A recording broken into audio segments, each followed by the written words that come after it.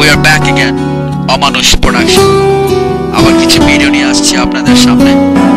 আশা করি আমাদের এই ভিডিও রাহেন এটা অমানুষ প্রোডাকশন।